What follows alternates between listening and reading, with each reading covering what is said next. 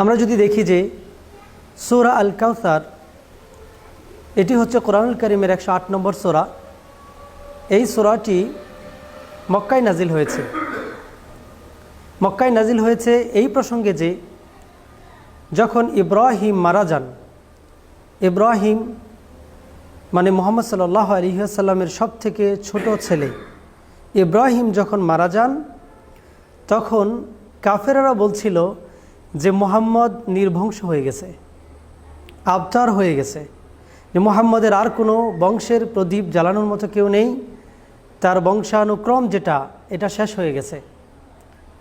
কারণ ইতোমধ্যে তিনি বার্ধক্যে উপনীত হয়েছেন আর তার এই ছেলে সন্তানটাও, সর্বশেষ ছেলে সন্তানটাও মারা গিয়েছে। এভাবে করে কাফেরেরা মুহাম্মদ সাল্লাল্লাহু আলাইহি ওয়াসাল্লামকে অনেক কষ্ট দিচ্ছিলেন, কথার মাধ্যমে কষ্ট দিচ্ছিলেন।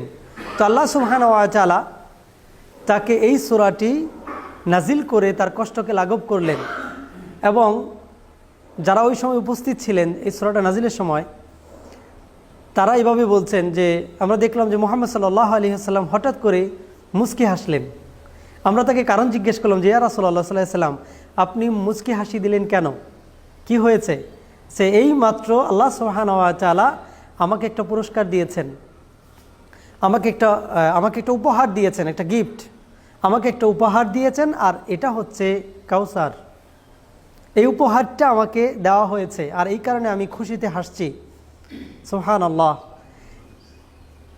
তো এই কাউসার সম্পর্কে আমাদের একটু জানা দরকার। কাউসারটা আসলে কি? হাউজে কাউসার নামে পরিচিত যদিও, কিন্তু তাফসীরকারগণ একটু পার্থক্য করেছেন হাউজ এবং কাউসারের মধ্যে। হাউজ এবং কাউসারের মধ্যে একটু পার্থক্য করেছেন। কাউসার শব্দটার দুটি অর্থ। একটি অর্থ হচ্ছে, এই কাউসার শব্দটা আপনি যে কোনো তাফসীর পড়েন দেখবেন যে কাউসার শব্দটা এসেছে কাসরাতুন থেকে। এটার মূল শব্দ হচ্ছে কাসরাতুন, আর কাসরাতুন শব্দের অর্থ হচ্ছে আধিক্য, কোনো কিছু বেশি পরিমাণে বোঝানো। মানে আল্লাহ সুবহানাহু ওয়া তাআলা আল্লাহ রাসূল সাল্লাল্লাহু আলাইহি ওয়াসাল্লামকে অফুরন্ত নিয়ামত দিয়েছেন,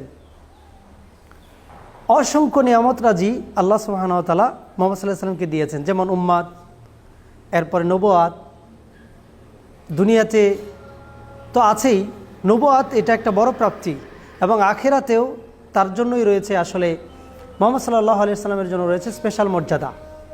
এটা একটা অর্থ। আরেকটা অর্থ হচ্ছে কাউসার মানে হচ্ছে যেটা জান্নাতের একটি ঝর্ণা, আর এই জান্নাতের ঝর্ণা থেকেই দুইটা লাইন হাউজ পর্যন্ত আনা হবে, যেটাকে আমরা হাউজে কাউসার বলি। দুইটার মধ্যে একটু পার্থক্য।